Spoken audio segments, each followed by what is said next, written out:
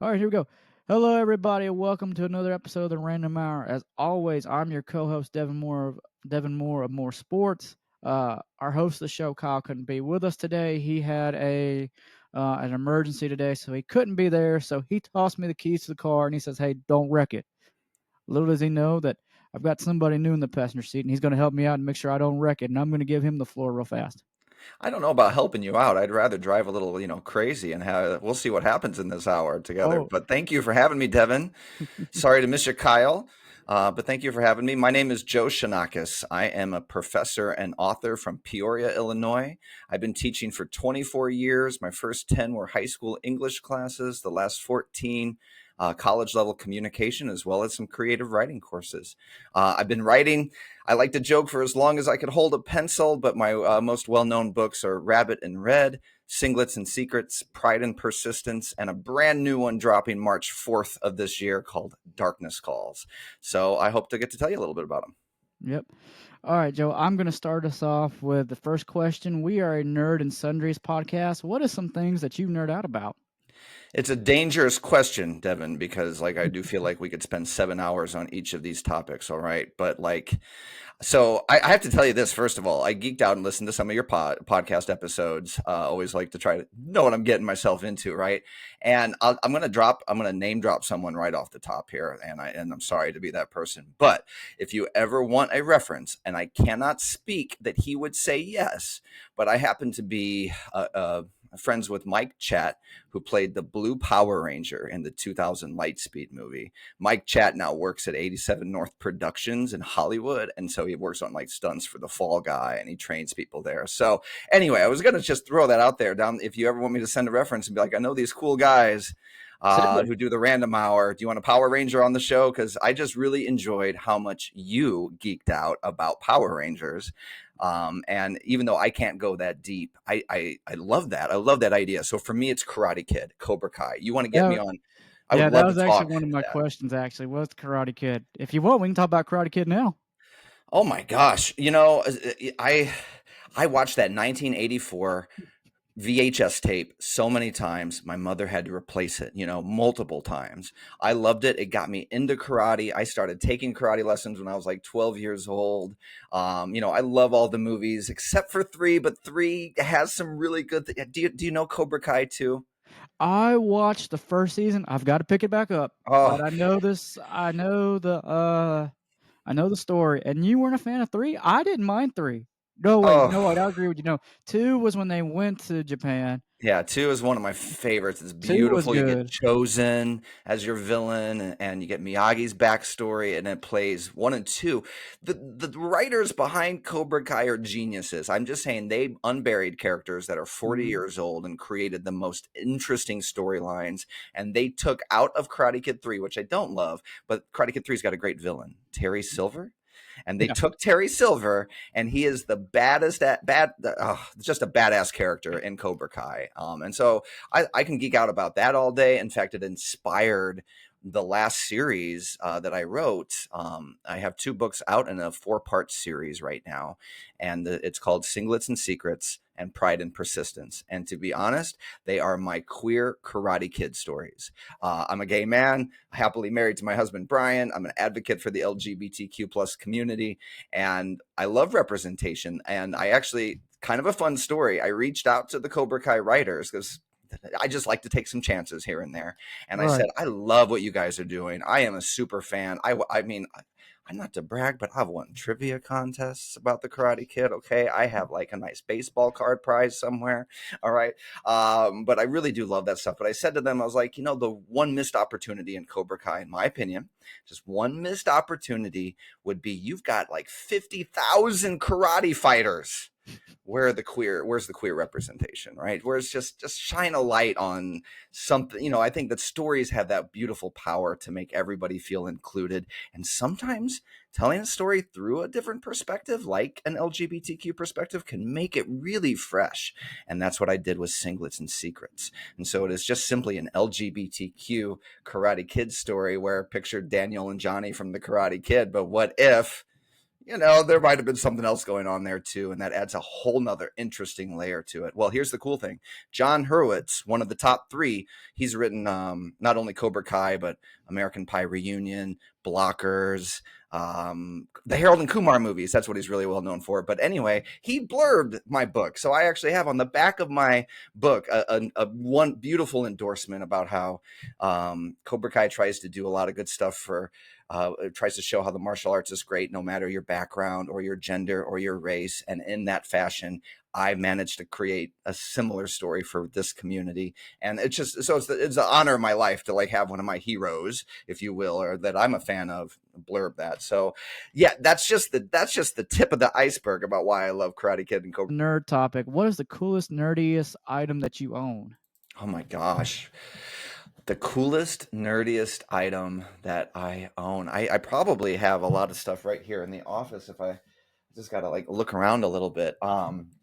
But man, I mean, so I'm a huge Stephen King fan. So I've got Mm, my entire Stephen King library over here.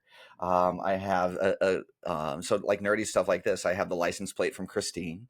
nice. I have up on my wall. That's the map from Goonies. So that's the actual map they found. Not the actual one, but like a Yeah. collector's one type of thing. So I have a lot of stuff like that from pop culture. I love saving. I have my best friend Brandy painted. The little icons from Super Mario Brothers 2. Do you remember the game that you had to play and they had to like all match up? So you had to get like the head of the mushroom, the face of the mushroom, the base of the Yes. mushroom, and if you got it to light Yes. up, you got your extra lives or whatever. I love that game. I've got all of those painted and hanging up on the wall. Again, I'm a huge music fan, and so like when the pandemic hit, I made a goal that once that was over, I wanted to go to every live concert I could of everything. So I've got albums from my favorite shows. Rock wise, I'm a huge fan of. I'll drop two rock bands. I think everybody should know that a lot of people don't, and that's Dead Poets Society, whose last album Fission is the best rock I've ever. I mean, it is the best. It's amazing. His voice is amazing. The lyrics are amazing. You guys got to listen to. I love giving a shout out to like Dead Poets Society. Plus, it's a great name. And the other one is the Glorious Sons, and I love them. I gave them a shout out in one of my books, and I messaged them about it before their concert, and then I got to hang out backstage and have a beer with the lead singer and show him my book, and we took some pictures. It was really fun. But Nice. then that as well as Beyonce, so I can turn the page and go to pop, and like I am a Renaissance changed my life. Maybe that's my big gay card. I don't know, but I love all music, and I was always just kind of a fan. Just to be honest, I was just a fan. But then I went to see Renaissance live, and when they say that sometimes a live performance can change your life, I mean, it blew me away. And it was so I've got a bunch of her album covers and art all over the place here. I've got a signed copy of Tuesdays with Maury by Mitch Albom, a signed copy of Ready Player One by Ernest Cline. Those are my two favorite signed books and stories that mean a lot to me. So yeah, and then over here on the other side of my office, I have this little display case that I can spin for inspirations. Because when I'm writing, I just want to see things that bring me joy. That's really what it is. Is like I try to remember whether it was from the 80s or the 90s or today.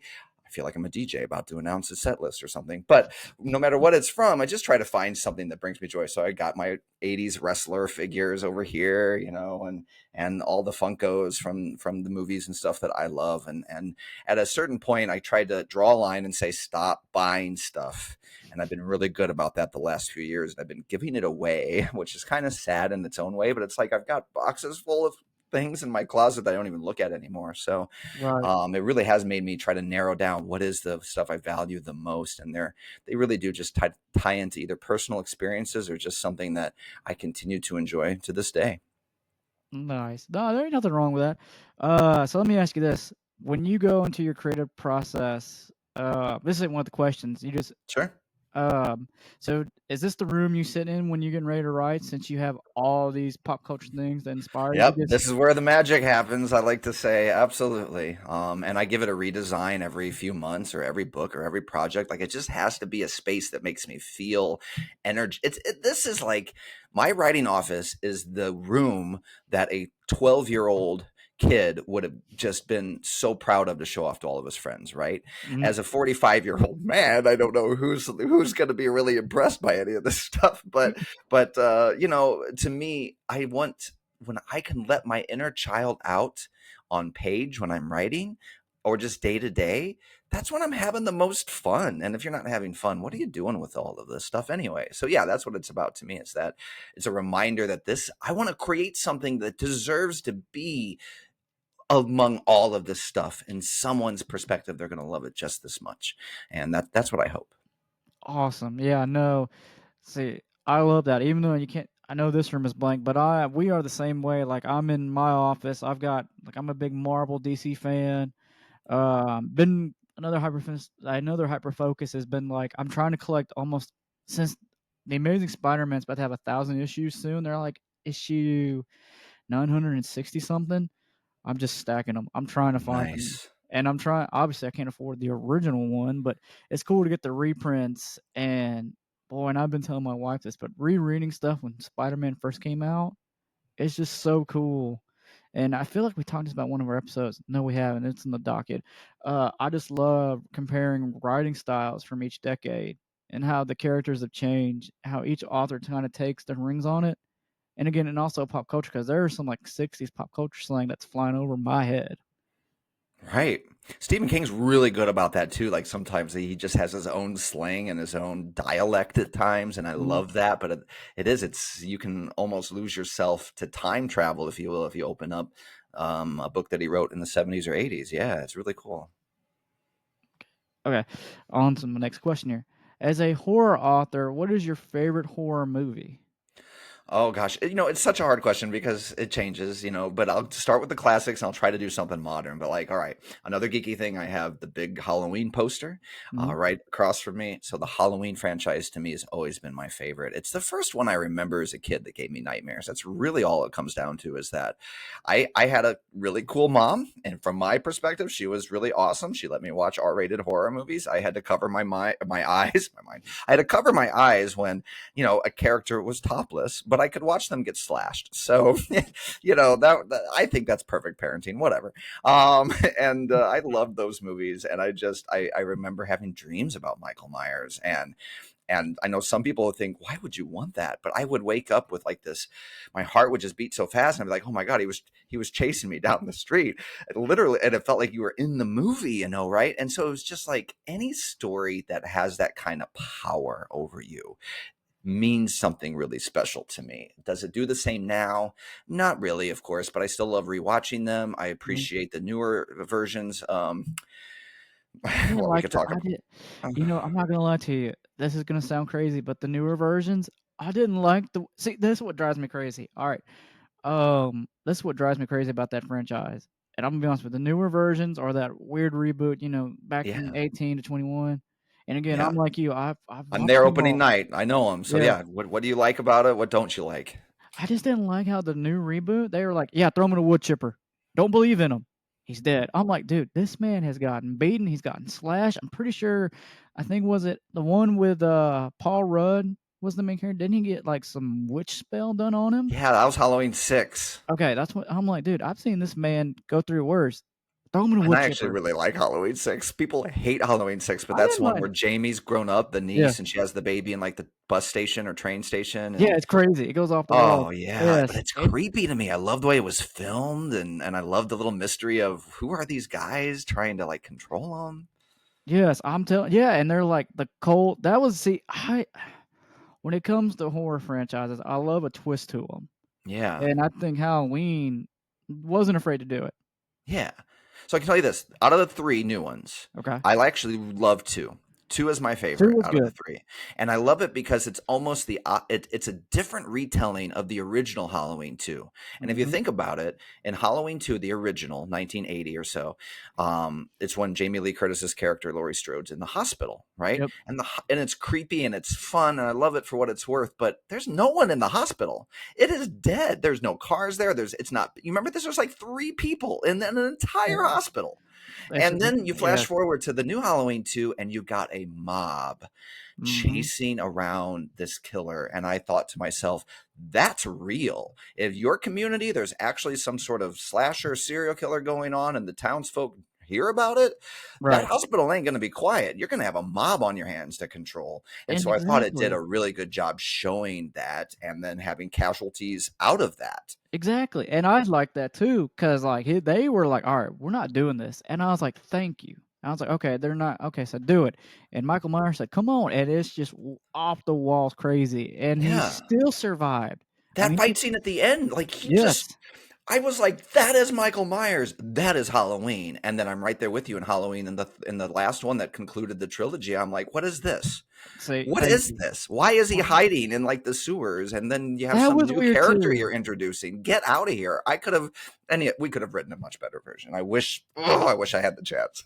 Well, I kinda see when he I my interpretation of the start of the 3rd one, I kinda get, cause right, the 2nd one ends with him getting jumped. My interpretation of the 3rd one was he was healing. Yes, I agree with you. But at the same time, I get it, right? If you go through a big battle and you survive, what are you gonna do? You're gonna heal. And Michael Yeah. Myers as a character, he's good about hiding in the shadows. It's crazy because yesterday we recorded for Popcorn Buckets, we recorded 1962 Phantom of the Opera, and we were talking about his similarities to Michael Myers, hiding in the shadows as well. So my interpretation of the 3rd one is he's hiding in the shadows, healing up, and he's manipulating that new character we meet. Which I Hmm. forgot the new character, why he went Yeah, to the sewer. I got so mad at the first. I don't even think I've rewatched the last one, which is probably I didn't either, I unheard got of. mad too, yeah, I got mad Unheard of for too. me. Yeah, I was I agree with that. I feel I can't remember how much time takes place between 2 and 3, but in that case, I need a Pennywise time jump. You let that mhm. beast completely heal then, and then bring him back in 10, 15 years and do it again. I That type did of like story. speaking of it, I did like the newer version, and I can't believe I'm gonna say this, but I like the 2nd version. I do like Tim Curry, and I think Tim Curry did great as Pennywise too, but for back in the '90s, what they had. But this It's newer great version for its time, but yeah, yeah, but this I 2nd version was even more crazier. agree. It was fantastic. I could watch the individual scenes over and over again. Like I just think the tone, everything it's a perfect horror movie for me. And I still love the original too, but side by side, it doesn't compare. Oh, It's no, it perfect for doesn't. its time. But yeah, God, we were in college. I was in college when the first one came out, and we were and this is how dumb you are when you're a college student. We were in the theaters, and you wanna talk about a movie that gave us jump scares. That was it. The first part. That was just pure jump scares. But I enjoyed that one because, again, the '90s one is good for its time, but yeah, this one had a bigger budget, and it showed the kids' actual fear. A yeah. and in my opinion, I think the 2nd one is more closer to the book in my opinion, but that's just my opinion. It is. I agree. I think so. It was one of those novels I struggled to read. I tried to read it when I was 16, couldn't get through it. Tried it Mhm. again in like early 20s, couldn't get through it. When the again talk about geeky things that we have, my husband bought for me. I'll tell you the one that's behind me. I should have started with is the typewriter that Jack used in The Shining in the Oh, movie. nice. So I have that. He went on some Craigslist hunt for that. About got himself killed. I think trying to find it. I'm like, oh my gosh, I don't know why you did that. But anyway, and then I've got the original hardcover of it, and I finally read it maybe 15 years ago, from cover to cover, and it's a fantastic book, but it is not an easy read. I don't know what it is about it so much, in that it's just he goes into some rabbit holes at times, and there's some Mhm. real interesting parts of the novel that never get shown, of course, in the movies. But I love the read, but it's definitely a harder read, I think, to work. Okay. Speaking of books, what inspired you to write the, Rabbit in Red? Oh, Rabbit in Red is my first um ever published book, and it is my little geeky heart bleeding onto a few hundred pages. I wanted to do for the horror genre what Ready Player One did for pop culture in general. Mm. And I remember reading Ready Player One, so inspired by it, read it multiple times, and thought, I just love that Ernest Cline has all this knowledge in his head. Like he just seemed like one of the, I'd be friends with him and we'd talk about this stuff all day long, that sort of thing. And I thought, I grew up obviously watching these movies very young, reading scary books very young, and thought, what am I going to do with all this knowledge? And then one day it just dawned on me. It's like, I'm going to try to write my own sort of Willy Wonka version of horror. And so it starts with this idea that there's this eccentric billionaire who owns Rabbit and Red Studios in Hollywood, California. And he's for the first time going to pull back the curtain, Wizard of Oz style, and let you see how these huge productions are made. But to get in, you got to solve a bunch of riddles. So act one is my characters have to know their movies, right? So there are riddles phrased very poetically in the story, but essentially ask a question like, which one of the Friday the 13th did Jason put on the iconic hockey mask? Oh, the Which third one. the third No, one. yeah, Boom. was So the third you, one? Yes, third yeah, one. you're Yeah, yeah. absolutely right. There So we go. questions like that are kind of fun. So you might earn yourself a ticket to Rabbit and Red. And then once they solve these riddles, they get there and the movies they love come to life. There are mysteries to solve, people go missing. And it's really about putting the knowledge they have about all of the movies and books that they've loved into application to solve what's happening here. And then we got a little fun twist at the end that opened up a way for me to keep telling the story for a full trilogy, and I'm so proud of it. And yet at the same time, I haven't looked at it in years. I've been working on so many other projects, but it got picked up. Have you ever heard of the thing called a Nerd Block, which was very similar to Loot Crate? If you know those pop culture subscription boxes. Mhm. And what put me on the map was a phone call in 2016, I think, by the purchaser at Nerd Block, which put together these really cool subscription boxes. And they went to horror fans in the US, England, Australia, around the world. And I got this phone call one day saying, Joe, we love Rabbit and Red. And we need to buy 16,000 copies from you. So we need a really good deal. What can you offer us? And I completely passed out because I think up until then, I don't even know if I had sold 1,000 copies. You know what I mean? But it put it on the map. And then suddenly I'm like, okay, now I'm going to, I had a small publisher for the first one. And I decided I was going to use that credibility to try to find a literary agent Yeah. and write a new story and take everything I've learned about all of this and put it into what I hope will be the biggest, baddest, coolest novel that any horror fan will have ever read in 2025, and that's Darkness Calls. So it all kind of connects, if you will. But that's kind of what got me going. Nice. I can't believe I answered that right out the head because I'm like, yeah, and Friday the 13th, the first one was the mom, and then like the weird ending is when the corpse of Jason grabs the girl underneath the water, and I'm like, yeah, he's in the second Yeah. one. Jason doesn't even show up till like the last 60 seconds of Friday the 13th. How cool is that for someone who just doesn't know? It's like, what? It was his mother. And then, yeah, in part two, I love part two. The sack mask and the Uh-huh. fact that he runs, like to me, that's genuinely scary. He's running at you. I'm like, holy shit, Jason. If Jason's running at me, I'm terrified. If he's walking toward me, I'm like, hey, I'm going to start running now and get away. It doesn't make sense, right? I But the don't know. two, I think, is really good. Same with Michael Myers. Everybody's like, oh, and he's just like, dun, dun, dun, dun, dun, dun, dun, dun. Yeah, taking time because I know I'm going to get you, I guess, is the idea, right? Or But that man's like, go ahead, go and run. And then like you turn around the corner, he's like, oh, thank God, he's a mile down the road. Hey, how you yeah. doing? It's like, how did you? Oh, or whatever. Got another one we didn't mention is Freddy Krueger was another one, and I didn't like part two, but Oh, yeah. everybody likes part two. It was off the walls to me. Yeah, But part it one's it a it classic. grew on me over time. I can understand that. I think watching it as an adult Uh, years later, I appreciated it much more than when I first saw it. And two, oh gosh, I should definitely know this, but two's also the queer one, right? I think I appreciate that perspective because you don't really. There was a beautiful story done by the about the yeah, actor in Nightmare 2, I think by Scream magazine possibly, but they really went into detail about sort of the queer Nightmare in Elm Street that you kind of get, but there was a lot more to it when yeah. No, originally. there was. So Yeah, there because he was. Yes, that's the one. And then they went to the slapstick humor kind of thing, which I yeah, enjoyed in later ones. But the one that was off the wall was the Last Nightmare from like 2002, and it's like, yeah, hey, Wes Craven's New Nightmare. yeah, New Nightmare. Thank you, not Last Yeah, Nightmare. That one was off the wall, and there Freddy's like, yeah, hey, guess what? The movies you were watching were actually movies, and here's the real world at New Line Cinema, and here's the actor who's playing himself, and oh hey, by the way, Freddy's haunting you because he's a parasite demon. And I'm like, you know, and I was like, okay. I thought the stretch was when the dog peed on him and brought him back to life, but Yeah, that's a too stretch.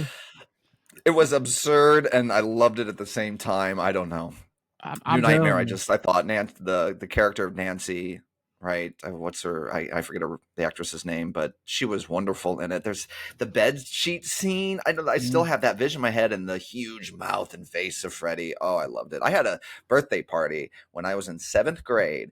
Here, this will show you that I was always who I was. My seventh grade birthday party was all of my friends getting to go see Freddy 6, the one in 3D, and my mom, Nice. of course, being the cool mom, had to walk us all in because it's an R-rated movie. But yeah, I still remember that. I'm like, the first 3D Freddy, and oh, it was so fun. I mean, it's a terrible movie overall, but not a great movie, I guess I should say, in terms of others. But I loved it. You know. God, did you ever watch the 2010 reboots of Nightmare on Elm Street and then Friday the 13th? The Oh yeah, car. 100%. I oof, But do I rewatch them a lot? You know, the Nightmare one was okay, but there's just something about not having Robert Englund as Freddy that just correct. takes something away from it. Like that just shows the actors touch to that character. I think was so great. And then the Jason one, just something just didn't feel quite right about it. Like it just didn't. Yeah, I know that you got the outside stranger looking for his brother or whatever, and then the Yeah. kids in the cabin, and it's like it's got an okay start, but it's just not the Jason I wanted or something. I don't know. God, another one too. Freddy versus Jason. That one, I was like, I didn't expect Freddy to lose. That Right? was one of the ones I was cheering for Freddy. I was like, I'm more of a Freddy fan anyways because I like the slapstick humor, the older as the newer versions of him. Yeah. But that one was a good one too. Let's geek out for a second on the whole connection of that because I used to like drive my friends crazy when I was a kid and first saw Jason Goes to Hell, which would Yeah, be the ninth Friday the 13th, I think. it Right? Because, yeah, was. Jason X, he goes to space. Okay. So God, Friday dog. the 13th, part nine, Jason Goes to Hell. I love it. Again, another weird one where everyone kind of becomes Jason. They eat his heart, right? Which Yeah, is really gross. But at the end, right? The end, it's one of my favorite endings. I love when Friday, it's just like the first Friday when Jason pops up. But in Friday 9, who pops up at the very end? Freddy. Yeah, and Freddy they just Krueger. The hand pops up and grabs Jason's mask and pulls it into hell or whatever. I lost my mind. I'm like, oh my God, we're getting it. We're getting it. And then it took forever. But I was just, even though Freddy versus Jason is just pure popcorn entertainment, oh, it I was is. so excited for it. And I still kind of I enjoy a geeky rewatch every now and then. Oh man, yeah, and it was so crazy. I don't know. We haven't reviewed it yet, but that's one of those ones where if I get bored, I'll just rewatch it because it's a cool. Again, right now, and you've probably seen it in cinema. Is now we're seeing all these universes connect. With the Marvel universe, we got DC, and what's the third one? Well, I'll just say Sonic because right now as we're recording, Sonic 3's out or whatever. Yeah, Back then we didn't really have a whole bunch in cinema. We didn't really have a whole bunch of connected universes. you're right. I used to geek out when or get really excited when like one of your 90s sitcoms did a crossover with another 90s sitcom and they're like hanging out on in the same, space or whatever. You're right, we didn't get those connections and I still fantasize about a Freddy versus Jason versus Michael. I wanted that. And I'm like, Oh, that would be a when and good where one. is that? I want it so bad. You got to add that character into it. But yeah, you're right. We get a lot today and it raises the bar, I hope, for storytelling overall because when it works it's amazing. The Spider-Verse movies They were are good to probably me. they're just ridiculously wonderful. I just am like, how good is this stuff? It's just amazing. Yeah. Oh man, the Spider Verse ones were so good. I'm gonna be honest with you. I have been reading. I've enjoyed what they've done with Miles Morales. So, Yeah. and or I'm talking to a professional writer here, but what I think is with Peter Parker, sometimes Peter sometimes has bad luck, but he does it to himself. And even when Marvel's like, "Oh, here's Peter, he'll get it. He'll figure it out." And with Miles being so young, like I have his first couple of books from 2011 when he came out, and I'm reading the current run where he's like, "Hey, Miles is struggling with anxiety." Because again, he's still a young man. He's probably, I think now they've aged him to being like 19 years old. But like, I like when Miles are like, "Hey, Miles is not perfect. Hey, he's got social anxiety. How's he gonna how's he gonna Yeah. balance college?" Where with Peter Parker, they're like, "Oh, hey, I'm late to class. Yep. Oh, I'm late to class because I had to fight, the Rhino or whatever." And they And didn't. there it is. It's new perspectives in storytelling that make the biggest difference. I know that some people I don't want to go down this direction whatsoever. But I know some people get annoyed with diversity in storytelling, and I just want to be like, but don't you want to see these things from a different perspective now and then? I do not need another Rocky Balboa. Okay, Sylvester Stallone played that role and played it great. I don't ever need that perspective again. I like Creed's perspective. Yeah. Keep giving me new perspectives. And just like Miles to Peter Parker, it adds new perspectives to us. And that, I think, is the storytelling that I want. It's not so much about like, do we have to have all this representation? Well, I have a problem with those questions anyway. But it's like, why wouldn't you just want something fresh, exciting, stimulating, and a new way of looking at things? And that's what Miles's character does so perfectly in that universe. You're 100% right. Yes, and I agree, and that's what I liked about those movies too, as well. And if you're not, I don't know if you're a big comic book reader, just get his current run, and you'll see those in the first couple issues. You'll see him struggle and things of that nature, and it's just so cool. Like I said earlier, it's just again going back and reading Spider-Man when he first came out. It's like okay, cut and cheek, and then you get into like the late '90s, 2000s with him. It's like oh, it's nitty gritty, it's dark, right? Yeah. Because that's the era of comics and reading of that nature, and it's just off the wall. And I personally, and with those movies too, we got introduced to Spider Gwen. Her first time in Yeah. media, and she's like, "Oh, I lost my best friend." She's in mourning, and you have a older Peter that's like, "Hey, bud, you're gonna make mistakes." Yeah. And then you I have like like, Spider Man 2099, which I've always enjoyed his character. He's just like, "Yeah, I'm in charge," and it's just so many dynamics.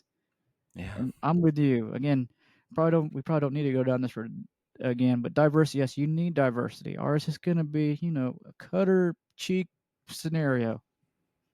And that's what Exactly. makes I just want people bringing new perspectives to the storytelling. So give me people of color, give me female, give me queer. It doesn't even have to be about those so much, but then layer that. Give me, the queer kid that's perfectly accepted as well as the one who's not. And what perspectives do they bring to the table? It's just you. I think if you start writing, and like you said, your wife is a writer. I always tell my writers, I was like, you got to find what's the perspective you're telling. All Mhm, right, so like when I wrote Darkness Calls, which I describe as my monster in the woods story, there's 1,000 monster in the woods stories. What's mhm, going to make mine stand out? And so I come to it and I think I'm going to bring this perspective.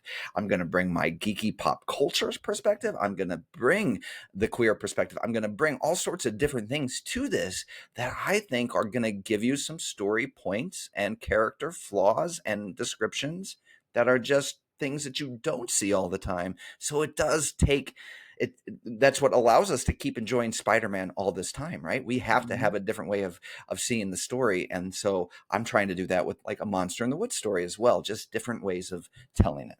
Good. Yeah, that's like a lot of people just yeah. And I tell my wife this, my wife's not a big comic book reader. She's more of a manga reader. But she's like, comic books are just continuations. I said, oh, not really, because you get different writer. Trust me, I drag her to the comic book store. I drag her to the Yeah, comic book store. It's okay. She drags me to Barnes and Noble and Books a Million. But yeah, just it's just so awesome. And and you're the same way with your projects. You just got to see stuff from a different perspective and how these characters grow. You know what I mean? yeah, Super. absolutely. And just you want a dynamic, real character who's got issues you can relate to. No one's preaching. We're just saying this exists, and what happens when you gotta fight a monster and you have all these other problems that you're dealing with too. It's great. I think that's what makes it so great. Another one in the superhero genre. You just made me think of it as I'm staring at it that I enjoyed. I finished it all the way through. Was the Invincible series. Mm, The TV show. I'll say this.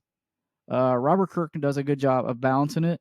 The mm-hmm. TV show, I'll say this, if you have Amazon Prime, the TV show does good about focusing on the universe as a whole. And it's also a little bit different. The books just focus on Mark, and Mark goes through those Mm, struggles. That's what I've been telling people. It's like, yeah, you'll love the show, but my biggest problems with with the show and the books only focus on Mark, where you have the side characters, but the show shows everybody, and everybody gets a more in detail yeah. story. I have not read it, but I have seen the Prime show, and yeah, that father-son relationship is what it is heartbreaking and makes me mad. And there's just so much to it that I think is so captivating. Like, who is this father, and what is he? I have a lot of questions just about their relationship and how he can be the way he is, and one day and then do this ridiculous thing the next day, and it's Oh, a it's great crazy. show. I Yeah. finished the book. I'm curious to see how the show will do since Robert Kirkman has said, even at the beginning before the first season came out, he says he is changing some things. They're Hmm. changing a bunch of stuff. And again, he also said something too, like the best friend William is openly gay. He says, yeah, back in the day when I wrote it, he's like, I had wanted William to be gay, but he's like, I backed out of it. But he's like, now I want a perspective where I want more openly gay characters where he's accepted and things of that nature. Yeah. He says he's like, I came in one perspective. He's like, as I've gotten older, it's changed. And he's like, I want to do my own retelling of Invincible since I can bring it to an audience in animation. Beautiful. Yeah, it's That's what you do with stories. I mean, they always say, here's the thing I hate about writing, and you hear it a lot with from writing teachers. You don't hear it from me, but right. a lot of writing teachers say every story's already been told, and I just have a asterisk that I put to that, but not from your perspective, you know. And so you bring in a fresh perspective to that story, and now you have something new to tell us. Mm-hmm. Great. Let's see. Next question here. Let's see. We've already talked about the Karate Kid question. We I know. I was like, I'm telling you, I was a little nervous. You get me going on Karate Kid, and there goes 3 hours. But no, oh no, it's all good. With like I told you off screen, with these interviews, one, it's okay to be random. It's just no, and I to love have it. fun. Hence the name. Yes. Oh man, what is the unveiling Aiden? Oh, and Unveiling Aiden is so Rabbit and Red was my first series. Unveiling Aiden is my second series. It is not scary. It is an action romance. So Unveiling Aiden book 1 is called Singlets and Secrets, and Unveiling Aiden book 2 is Pride and Persistence. The third one will be out at the end of this year, I hope. I This is the queer Karate Kid story. I started it number one. I Again, talk about telling a story from a perspective, right? So I'll give you this in a nutshell. Okay. I always knew who I was, but I did not have the confidence to come out as a teenager. I got bullied at times because, unfortunately, a lot of people who in the LGBTQ community can relate to this. You may not be willing to come out and tell your story, but sometimes people seem to think they can tell it for you. They'll call you this name, and you just, Hmm. how do you react? How do you deal with it? So I've been the recipient of that, and I'm this super Karate Kid fan who always wanted to learn martial arts. So I threw myself into martial arts training. And I thought, here are some perspectives I can tell. So Aiden is my main character, and he is when the story starts, he's 14. He's been bullied. He's got a past we don't really know about, of course, but he turns to wrestling, high school wrestling, to try to get tougher. Unfortunately, the wrestlers in that particular school have a lot of homophobia. It's fueled by a nasty coach. Not all of them. There are a couple of people who stand up for Aiden, including Mateo, the Mhm, JV captain and the athletic kid in the story that Aiden falls for, of course. mhm, And Mateo's kind of like, just keep coming back. You show you've got thick skin, the kids will respect you. Well, the bully, I don't think people should have to put up with bullying. And that's one of the things in the story. It's like, no, I'm done with this. And he quits the wrestling team, but finds a mentor in his English teacher, Mr. Samuels, who happens to be a karate black belt and sensei. He starts teaching Aiden behind the scenes, Mateo too, because they're friends. And it's this beautiful friendship story that kind of starts out as, is Mateo like Aiden? Will there's something going to happen here or not? And I've got all sorts of fun twists and turns that make people. My favorite comments from readers are the ones where I'll get this message: I threw your book across the room last night. I hope that you're happy about that. And I'm like, well, I'm going to do some things to provoke a reaction, but I promise if you get to the end of Singlets and Secrets and you are not somewhat teary-eyed, if not more, and cheering, then we're not going to be friends, because it's my favorite ending I've ever written for is in Singlets and Secrets, and it is my Karate Kid ending. How would I tell that story? And it's just, I think it's beautiful. But in short, once Aiden starts learning karate from his English teacher, the wrestlers do find out about it, and I like to phrase it this way: small minds have big egos, and they challenge Aiden to a fight. It ends up being set up, of course, as an exhibition, as a tournament, and it's going to be our wrestlers versus our Karate Kid. And they open up the Karate Kid, Karate Club for anybody, essentially. And so it becomes full of outsiders, other kids in the community, anybody who just never felt like they fit in with the traditional side of things. And so it's wrestling versus martial arts. And for our main event, not to spoil, but I think you'll see it coming pretty early. It's going to be Mateo versus Aiden for the main event, of course. So how do you fight your first true love? What's going to happen out of that? I mean, it's got real karate stuff in there. So some of my favorite compliments are like, these fight scenes are great. And the lessons they're learning are profound and wow. And I'm like, yeah, this is real stuff that I'm giving you. And I'm giving you some of the karate secrets in there.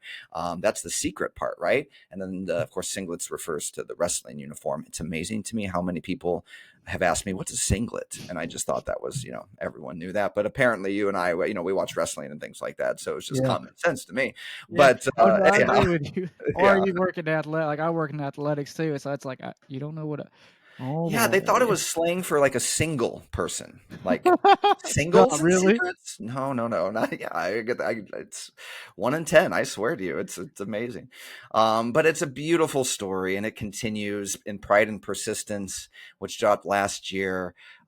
Basically, I introduce a transgender character, and she's a black belt, and I dive into that controversy head on, but with twists and turns and gray characters. I don't want someone who's fully good. I don't want someone who's fully bad. I want my bad characters doing good things. I want my good characters doing bad things. And the whole point of it is just to give us an opportunity to have a conversation about some of those issues. The kids fight back against Don't Say Gay policies in the second book, and I love it. And my third one coming out late this year is called Fearless and Fabulous. Which doesn't that just tell you everything right there? But it's a fun series. I really do encourage people to look up Singlets and Secrets. It has blown me away. We've got audio we're shopping it around we've got some things happening with it. It's really cool. And the fact that the Cobra Kai people endorsed it, and I've got that on the back of the book, it's just one of those writer accomplishments that you dream about, but you gotta, I am someone who says, get your goals. Know what do you want to do? Who do you want to read this? Who do you want to endorse it? Where do you want to see this book be in 2 or 3 years? And then you work your ass off and make that happen. John Hurwitz of Cobra Kai didn't just suddenly find Singlets and Secrets and think, oh, I'm going to read this book today. I reached out and I made sure to try to make myself heard in polite but persistent ways. And that's, these are the things you got to do sometimes in the industry. But it is taking off, and my publisher is super excited about it. They talked me into a 4th book even. It's not that I don't have a 4th in mind, but I was kind of thinking 3 could potentially be it because I got so many projects I want to work on. Right. But we picked up a really nice audio deal, and so we went ahead and just added a 4th book, to Yeah. that deal to make it happen. But that's the Unveiling Aiden series. Singlets and Secrets and Pride and Persistence are out now. And if you enjoy an action romance, if you enjoyed watching Karate Kid, basically you're going to enjoy this book as long as you don't have hate in your heart. The nastiest things I've heard, of course, are from readers who are like, I like the wrestlers. They've got some good ideas. I'm like, oh, stop. Because my wrestlers in my story are they're the homophobic, transphobic Oof. turds, and they're Oof. going to be the guys that are my villains. But Well, we have hope. We have hope. I want to make sure I say that to people, that we are going to try to grow and get some different perspectives in there too. well, let me ask you this. You said that people like the wrestlers. Is it were they just being like rude and trolling, saying they like the Yes, wrestlers, that's or were just a they? rude troll that I just get Oh, okay, hound that. okay. Like I'll get a comment now and then when I tell people about my story, and they're like, "The wrestlers sound like top-notch people," and I'm just like, "What asshole is this? Oh, okay. Leave I me didn't alone." know if they were again talking about perspective. I didn't know if they were complimenting or making him a good villain, or they're just being a troll. They're being Oh, a troll. Okay. both. I have been told that the wrestling coach is as bad as Voldemort, in terms of villain level. So that's fun because I wanted a really good villain in Singlets and Secrets, and I want a villain that is going to surprise us along the way too. So yeah, I have some great scenes with Coach Crake is his name, and Oh, it's like oh my God. Oh gosh. I haven't read the book, but I could just see Coach Gray. He's probably like 40 pounds overweight, shaved bald head, twitching his eye. He's probably high on he's a creatine. beast. He's a truck, but he is tough, and yeah, you better believe I'm going to have a Coach Crake versus Mr. Samuels moment more than once too. And that's really fun. I love Sensei versus Sensei. Those are my favorite times. Nice. Yeah, but it is a story for everyone. I just want to say that because sometimes I pitch it like it's my gay Karate Kid. I'm unapologetic, and I want people to know what they're getting into.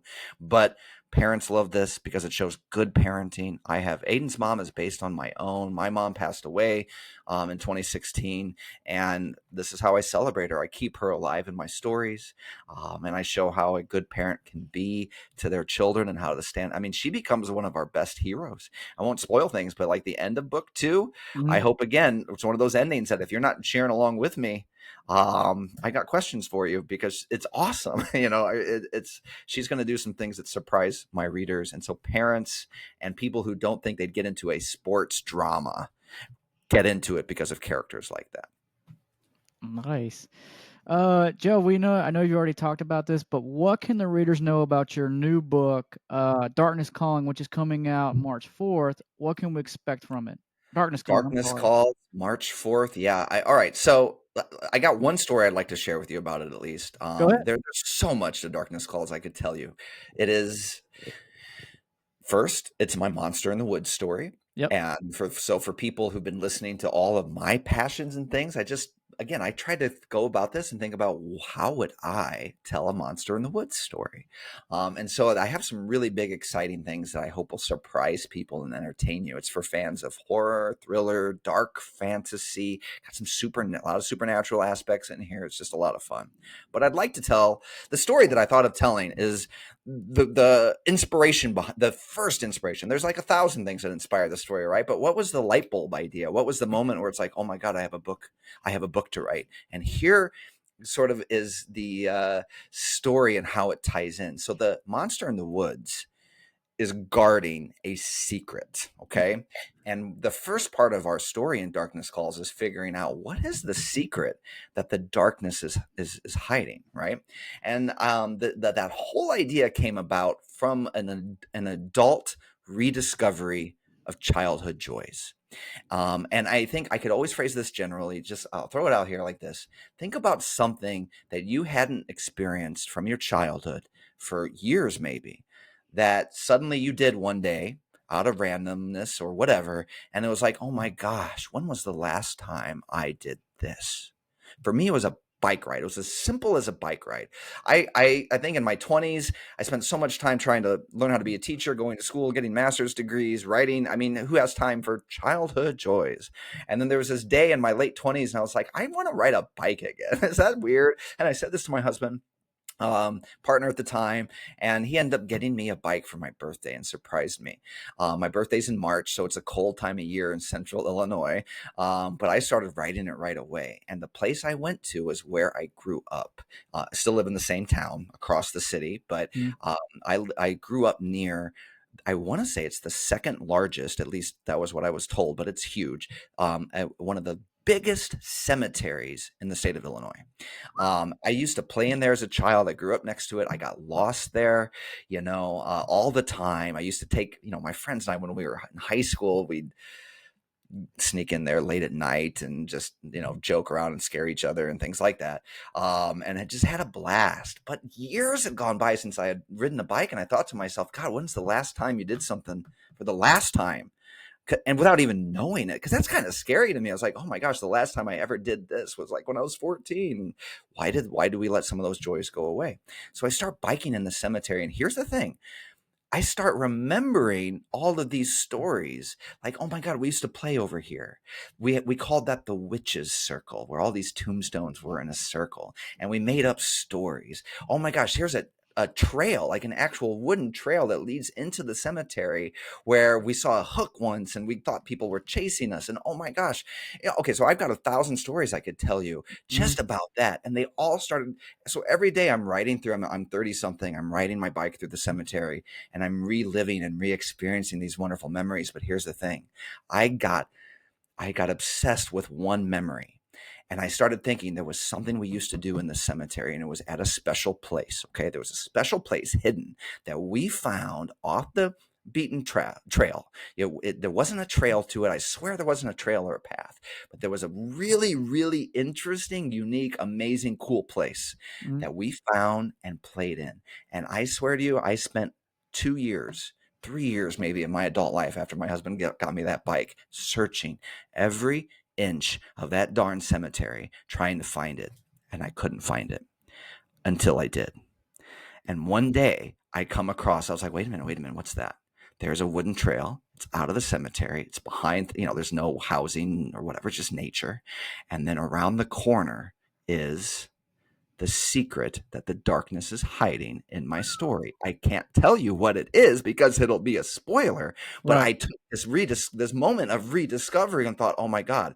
So, this thing that I dreamed about at 6, 7, 8, 9 years old that I swear my childhood friends and I found, and we did these things here and we made up these wonderful, magical, entertaining Bridge of Terabithia like stories here.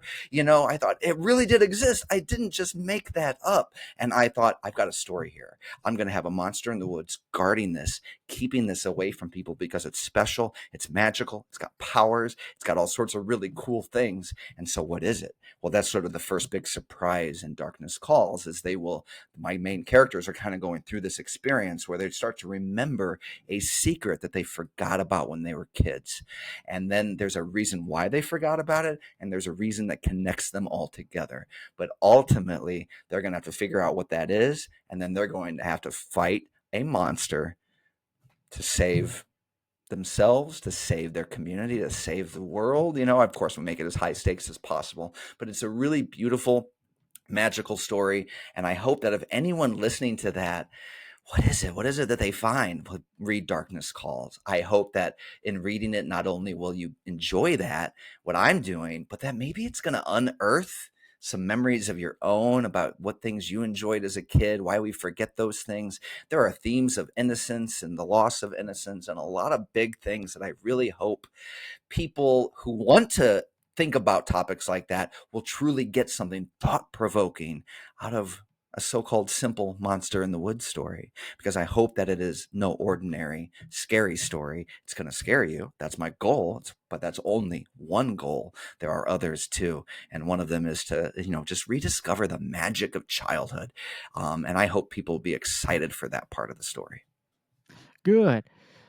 All right, Joe. One question we got to talk about here is we were talking about before we record is we got to talk about the greatest franchise ever, and that is the Power Rangers. The greatest franchise ever. I love it. What was your favorite team? Oh gosh, I'm gonna disappoint you a little bit here Go ahead. because my Power Ranger knowledge is not what it should be. So, No, go ahead. when I said I couldn't wait to tell you that story is because I was like, oh my gosh, I've got a Power Rangers connection. I'm gonna just share with you. So really, in hindsight now, everything I love the blue because it's the guy that I know. Yeah. So I kind of go to the blue Power Ranger, but I barely got time.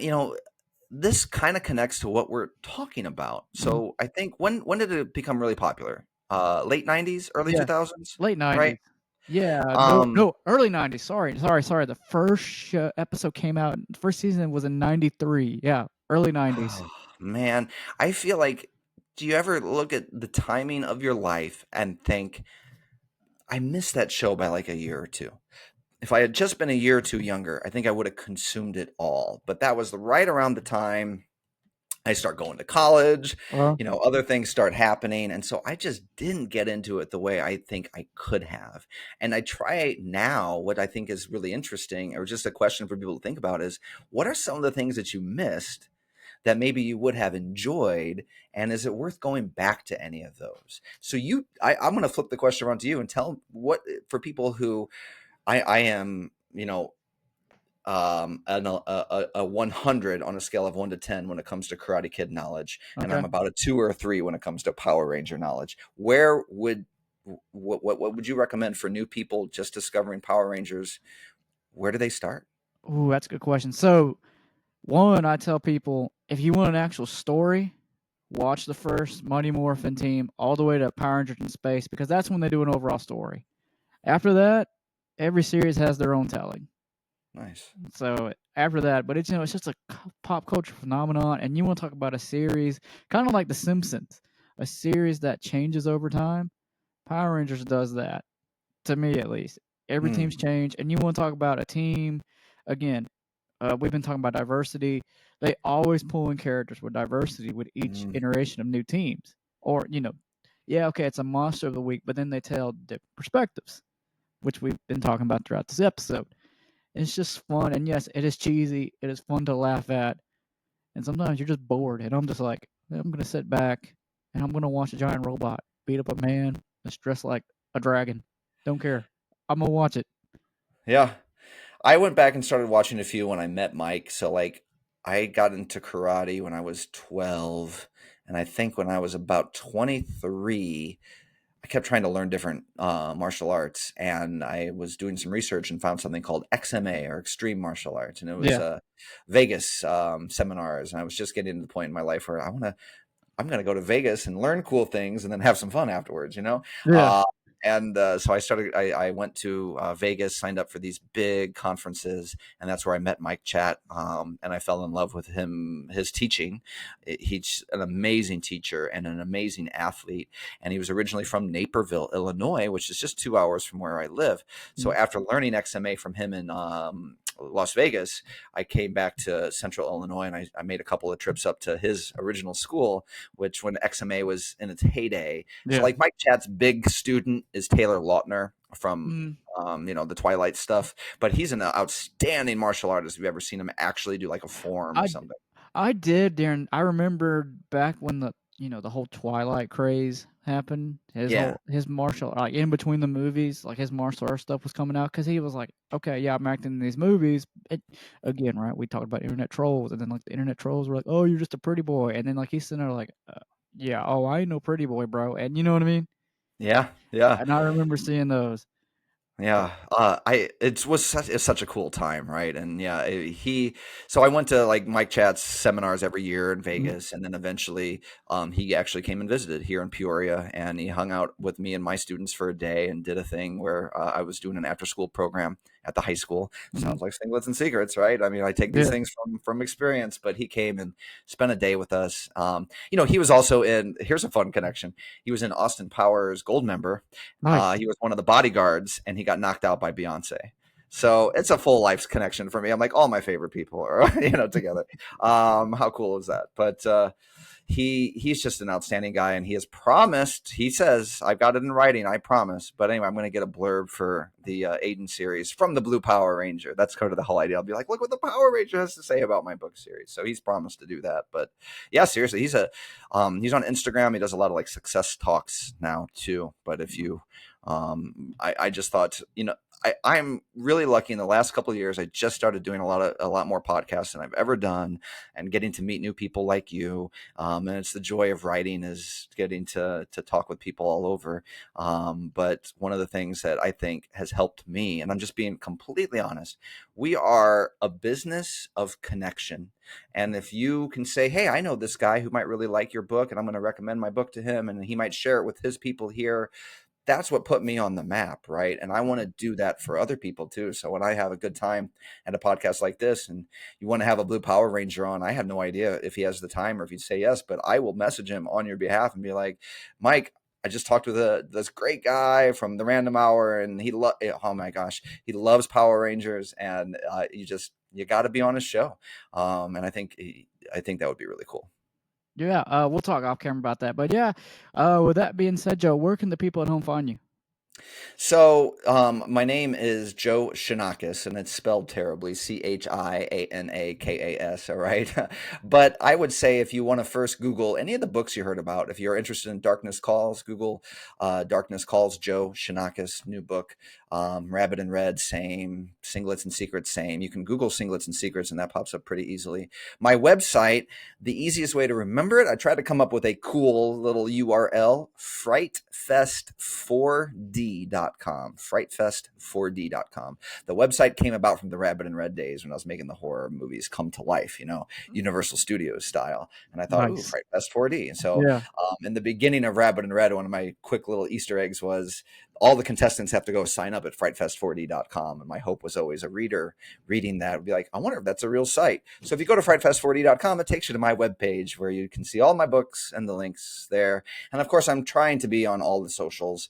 I'm probably much more active these days on Instagram than anything else, and hopefully still TikTok and things like that. But search for me where you like to follow authors, and I hope that you all will take I am not a Stephen King. I'm not a household name, but I am trying to be. And I every day, every time we have a conversation like this, we just hope that there's a reader out there that will be interested, because it's not about making money, but as they say, the more that you do make off of art, the more time you get to spend doing things like this and not in the 9 to 5 as much. I'm still in. I mean, I'm going to be a full-time teacher for the rest of my life, I'm sure, because that's my number one passion. But I just want to connect with readers, and I hope that something here speaks out to someone, and you'll try Rabbit and Red or Singlets and Secrets or Darkness Calls for sure, March 4th. This is my first time, by the way. I don't have my books with me, but you have a cover. I think you could probably Yeah. share if you wanted. But this is my first hardcover book edition too, so I've got my picture on the back and the whole 9 yards. It's expensive, so there's a cheap ebook version for people who don't want to spend $30 on a book. But I'm excited just to keep going. And Darkness Calls is going to be 2 parts. The first part drops in March. The second will drop next year. Rabbit and Red's done, but I'm considering the 10-year anniversary sort of thing because that's happening this year.